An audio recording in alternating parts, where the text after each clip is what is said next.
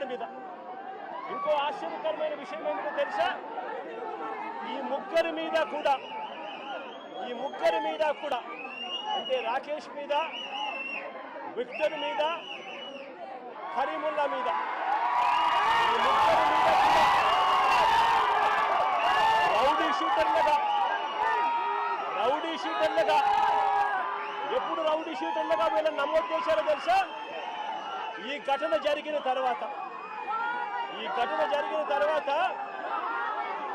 ఇది ఇక పెద్దదవుతూ వస్తూ ఉందని తెలుసుకున్న తర్వాత వీళ్ళని రౌడీ షీటర్లుగా, ఈ ఘటన జరిగిన తర్వాత వీళ్ళని రౌడీ షీటర్లుగా చేశారు. నేను అడుగుతా ఉన్నా, ఇంతకుముందు వీళ్ళు రౌడీ షీటర్లుగా లేరు.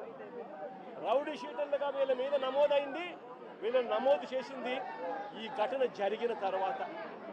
ఇంత ప్రస్ఫుటంగా పోలీసులు ఎలా దుర్మార్గం చేశారు అన్నది ప్రస్ఫుటంగా కనిపిస్తూ ఉంది. నేను అడుగుతా ఉన్నాను ఒకటే, వీళ్ళని చూడడానికి, వీళ్ళకి సంఘీభావం తెలపడానికి జరుగుతూ ఉన్నది అన్యాయము అని చెప్పి ఎవరైనా గలమిప్పితే చంద్రబాబు నాయుడు గారు, ఆయన ఎల్లో మీడియా, ఆయనకు సంబంధించిన సోషల్ మీడియా వీళ్ళంతా బురద జల్లుతూ వీళ్ళందరూ అనే మాటలు ఏమిటి? వీళ్ళది గంజాయి బ్యాచట, వీళ్ళు రౌడీ షీటర్లట అని రకరకాలుగా వీళ్ళ కుటుంబాన్ని పరువును తీస్తూ వీళ్ళందరూ మాట్లాడుతూ ఉన్నారు. నేను అడుగుతా ఉన్నాను, కేసులు ఎవరి మీదైనా కానీ కేసులు ఉండొచ్చు. గతంలో ఎవడైనా కూడా గిట్టిన వారు కేసులు పెడతా ఉంటారు. కేసులు ఎవరి మీదైనా ఉండొచ్చు. కానీ ఆ కేసులు ఉన్నప్పుడు ఆ కేసులు తేల్చాల్సింది కోర్టులు. మీరు పలాని నేరం చేశారని మీరు చెప్పచ్చు, చేయలేదు అని చెప్పి వాళ్ళు చెబుతారు. తేల్చాల్సింది కోర్టులు. మరి అలాంటి కోర్టులకు ఇవ్వాల్సిన అధికారం పోలీసులే తీసుకోవడం ధర్మమేనా అని అడుగుతా ఉన్నా. అంటే పోలీసులే అబాండాలు వేస్తారు, పోలీసులే జడ్జిమెంట్లు కూడా ఇస్తారు. మరి ఇలా చేయగలిగే నైతికత పోలీసులకు ఉందా అని అడుగుతా ఉన్నా. ఇలా చేయడం ధర్మమేనా అని అడుగుతా ఉన్నా.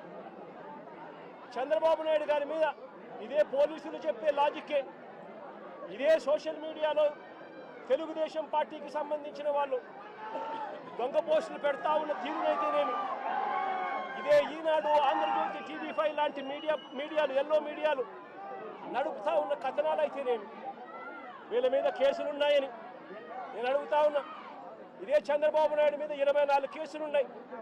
మరి చంద్రబాబు నాయుడు మీద 24 కేసులున్నాయని చెప్పి చంద్రబాబు నాయుడు గారిని నడి రోడ్డు మీదకి తీసుకొని వచ్చి తన్నడం ధర్మమే అవుతుందా అని అడుగుతా ఉన్నా. చంద్రబాబు నాయుడు మీద కూడా 24 కేసులున్నాయి. ఆయనను కూడా రోడ్డు మీదకి తీసుకొని వచ్చి తంతే ధర్మమేనా అది? ఇదే పోలీసులను అడుగుతా ఉన్నా. కేసులు ఉన్నాయి కదా అని చెప్పి, పాత కేసులు ఏదో ఉన్నాయని చెప్పి నువ్వు చేసిన పనికి జస్టిఫైబుల్ కారణం కాదది. కేసులు ఉంటే ఆ కేసులు తేల్చాల్సింది కోర్టులు. మీరు ఆరోపణ చేస్తారు, అది న్యాయం కాదు అని చెప్పి వాళ్ళు అవతల కోర్టుల్లో ఆర్గ్యూ చేస్తారు. జడ్జి కేసు వింటాడు, జడ్జి తీర్పునిస్తాడు. అంతేకాని పోలీసులు ఇలా కేసులు గతంలో ఉన్నాయి కదా అని చెప్పి తీసుకొని వచ్చి నడి రోడ్డు మీద వాళ్ళను నిల్చోబెట్టి వాళ్ళ కుటుంబ పరువును తీస్తూ వాళ్ళను షేమింగ్ చేసే కార్యక్రమం పోలీసులకు లేనే లేదు. ఈ మధ్యకాలంలో జరిగిన అనేక ఘటనలు, రాకేష్ అనే పిల్లాడికి సంబంధించిన